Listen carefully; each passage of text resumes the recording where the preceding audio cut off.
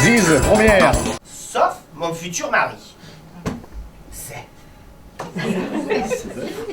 une tronche. Une tronche. Oh, ah, il m'a fait 2 pannes de briques, j'en ai eu pour 15 jours.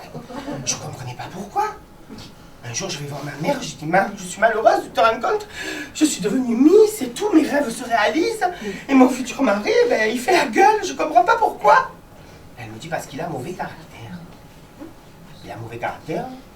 J'ai fait sur un compte, elle me dit oui. Il se montre sous son vrai jour. Il est comme sa mère. Oh, la belle-mère, une connasse. J'ai dit, tu crois, man? Il est comme l'étrangère. On l'appelait l'étrangère au quartier. C'est son mari qui l'avait ramené après la guerre. Elle est d'Alsace, là-bas. Jamais personne ne lui a parlé au quartier, au panier. Tout le monde lui tournait la tête. Mais lui, il est né au panier. Je lui dis, il a grandi avec nous. On est allé à l'école ensemble, je le connais depuis qu'on est petit. Comment tu veux qu'il ait pris d'elle? Il me dit, mais c'est héréditaire. Oh, je dis, tu veux dire qu'il va être comme elle? Elle me dit, encore, ça c'est rien. Vous n'êtes pas mariés. Le jour où il t'aura passé la bague au doigt, ce sera fini. Tu seras obligé de faire tout comme il veut lui. Oh, je ne parle pas de malheur. Je ne pourrais pas faire comme tu fais toi avec papa. Tu lui fais croire qu'il fait comme il veut et que c'est toi qui décides. Elle me dit ça se fait de très jeune. Je dis, comment je fais? Elle me dit, là, dès qu'il arrive du travail, là, elle me dit, tu lui tombes dessus à pieds joints. À pieds joints? Je dis, putain, je peux le tuer.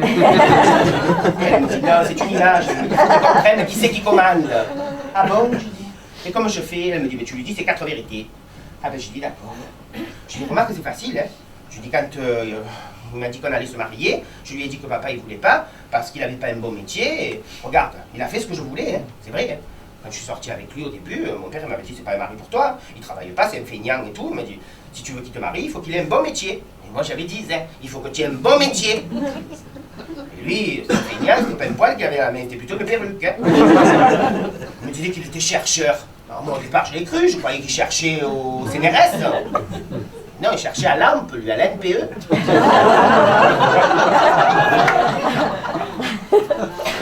C'est pareil que les autres, hein. Il faut qu'ils arrêtent de chercher, il faut qu'ils trouvent. Mais c'est vrai que j'ai dit, ce serait bien que tu aies un bon métier, Zé. Il me dit quoi? Qu'est-ce que c'est un bon métier? J'ai dit boulanger, par exemple. Qui c'est qui a la plus belle voiture au village? Au panier, qui c'est qui a la plus belle voiture? C'est le boulanger. Et ben voilà, j'ai dit ça, c'est un bon métier, boulanger. Il me dit, mais il faut se lever bonheur. J'ai dit, ouais, il faut se lever bonheur. Mais regarde le côté positif des choses. Tu te lèves bonheur et tu finis bonheur. Il n'était pas trop décidé, tu vois. Alors j'ai trouvé autre chose.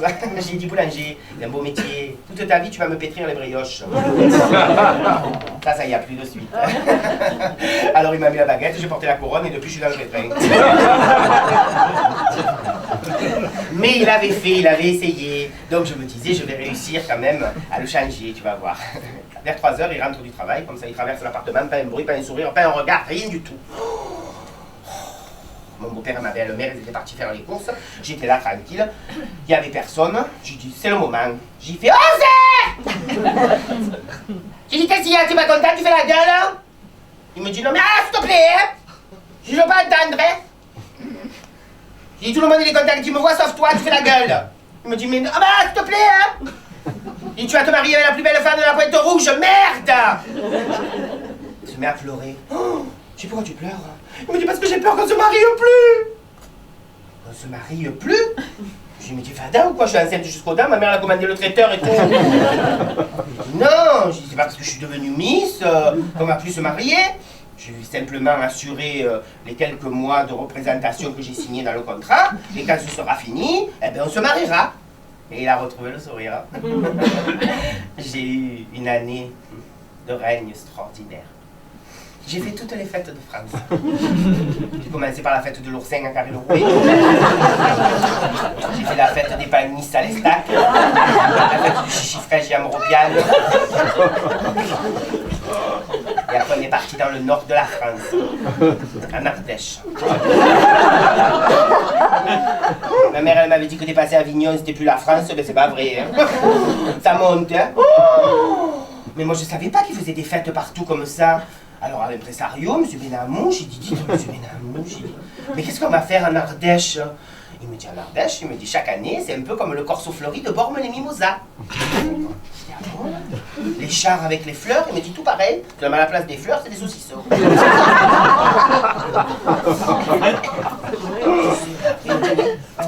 Et quand on est arrivé cette année-là, ils avaient été accusés de plagiat, tu vois. Ils avaient un peu changé les choses, ils avaient laissé tomber les chars, et ils avaient fait tous les charcutiers réunis, un saucisson de 18 mètres de long. Qu'ils avaient monté sur roulette, et ils m'ont promené à travers toute la rue. Sur un saucisson géant. Ah non, heureusement qu'on a eu beau temps, ça tourne, ça. Mais alors, je vous dis pas, hein, j'ai passé une journée de 12 heures. Quand je suis descendu du saucisson, j'ai mis 8 jours pour me remettre. On aurait dit que j'étais sorti de Saumur, tu vois, que j'avais séché sur une barrique. Ah non, mais la vie de Miss, on croit que c'est facile, hein, il y a plein de choses. Oh, j'en ai fait des fêtes, hein. Mais je ne veux pas toutes vous les raconter. Oh, ben, on a terminé avec la fête à Boulogne-sur-Mer. Alors ça, je ne savais même pas que ça existait, cette ville. C'est tout en haut de la France, dans le Nord-Pas-de-Calais. Alors ça, c'est terrible, hein. C'est bienvenue chez les Chetemi, là, vous avez vu le Et bien voilà. Alors on est arrivé là-bas, une fête toute organisée. Alors ils chantent, tu sais, tu comprends rien. Quand ils chantent, ah, la fête du pichon, chant. Des gens qui sont bourrés, mais ils sont normaux. Et ils sont contents. Mais vraiment, dès que j'arrivais, alors moi, ils me faisaient des sourires et tout ça. Et j'ai dit à un peu ça, j'ai dit, mais qu'est-ce qu'on fait là comme fête? Il me dit, ah, chaque année à Boulogne-sur-Mer, c'est la fête de l'arrêt. Ça m'a fait peur, vous savez. Je me suis dit, moi, je chauffais avec le saucisson et on me finit à l'arrêt. C'est un poisson. Mais nous, on n'en a pas ici. C'est un poisson tout plat, tu sais. Finalement, je crois que j'avais jamais mangé, moi. Je dois juste sucer les arêtes. Mais bon, j'ai eu une année de règne extraordinaire, vraiment, vraiment. Et puis, bon, ben, après, ça s'est arrêté. Je suis rentré chez moi au panier. Comme ça, mon mari était content. On a fait la fête. On aurait dit que la bonne mère avait fait encore un petit quand je suis arrivé. Mais au panier, si vous avez vu ça, c'était incroyable. C'était incroyable. Et puis ma mère, elle avait organisé le mariage. Voilà. Mariage, ma mère. Elle n'avait pas regardé. Tu vois. Ils étaient tellement fiers, mon père, ma mère. C'est vrai, hein. Ils étaient tellement fiers, tu vois, qu'elle avait fait un mariage extraordinaire. Elle avait fait un crédit avec la carte Cofinoga et tout. Hein. Elle a mis 18 ans à le payer, le mariage. Un traiteur extraordinaire, grâce à ma tante qu'elle avait gardé les coordonnées. Un traiteur que jamais personne n'avait vu à Marseille. Ma tante, elle avait gardé les coordonnées de ce monsieur, elle l'avait connu pendant la guerre. Et ils avaient continué à s'écrire quand lui il était parti à un moment que ma tante elle a créé le salon de coiffure, qu'elle a fait fortune, elle avait lancé la mode des femmes rasées, tu sais, au panier. Ils ont continué à s'écrire, tout ça, et lui il avait monté une affaire de traiteur. Et alors il a dit, ah si la petite elle se marie et tout, je fais le buffet, formidable. Alors il a mis des cartes, ça a fait de la pub, hein, et puis alors nous, hein, quand ça nous plaît on en parle, hein. Il a réussi maintenant, hein, il s'appelait Lidl. Et ma mère ne regarde pas quand elle fait les choses, elle les fait à fond, tu vois. Et elle nous a offert le voyage de noces à Rome. Allez, c'est au club de 3e âge. 8 jours à Rome. 3 jours aller, 3 jours retour en autocar, 2 jours sur place. Mais alors, 2 jours sur place, intensif. Qu'est-ce qu'on a visité avec? Tu en veux des ruines? Des ruines? Oh là, même l'hôtel en ruine. Tout est en ruine. Une merveille, 5 étoiles en ruine, jamais tout ça. Moi quand je suis arrivé au départ, j'ai cru que nous avions pris pour des couillons, tu vois, quand on est descendu de l'autocar, l'hôtel, j'avais vu ça, dit, oh. J'arrive, j'ai dit 5 étoiles, c'est sûr. L'italien, il me dit, hein, italien, hein, il me dit, ça c'était au début 5 étoiles, mais dès qu'il fait nuit, il en pagaille des étoiles. Piscine chauffée. C'est là que j'ai compris pourquoi les vieux, ils appellent ça les voyages organisés. Parce que les vieux, ils sont organisés. Sous la robe, ils ont déjà le maillot. Dès qu'ils descendent de l'autocar, tous dans la piscine. Et nous, avec Zé, le temps de se changer et tout, on arrive à la piscine, impossible de plonger, elle était pleine. Zé, il me dit, comment on fait? Je dis, là, c'est pas une piscine chauffée, c'est une soupe de légumes. Laisse tomber.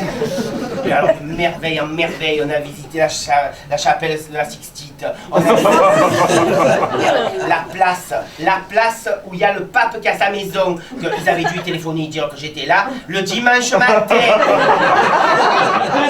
Dimanche matin, il s'est mis à la fenêtre. C'est coucou. J'ai dit, t'en rends compte, ils ont dérangé ce vieux. Non, je vous jure, vraiment, j'avais marqué toute une époque, tu vois.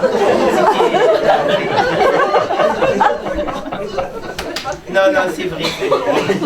Alors on est rentré à Marseille, j'ai accouché, j'ai eu mon fils le premier, pour comme tout, Polo. Il est beau mon fils, ça vraiment, hein. Il est beau comme tout, tu le vois, il est strict taser. Et chez Pédale, tu sais. Oh, les femmes deviennent folles. Il fait au bagne, à Pisacci là-bas. Oh, bah. Ah oui, je vous jure, il est beau comme tout, on l'a pas loupé avec mon mari. Hein. J'ai dit à mon mari des fois, j'ai dit, franchement, ils étaient en forme, chez deux. Ah, mon mari, une que tard. Oh, putain. Ah oui. Alors, je m'égare. Et donc, on est rentré du voyage de noces, j'ai eu mon fils, tout ça, et il a fallu s'organiser une vie de femme mariée après. Hein. Alors, je faisais le ménage, j'allais faire à manger, ma belle-mère gonflée. Mais bon, ça allait, quoi, tu vois, la vie, elle passait, elle était douce, quoi. Hein.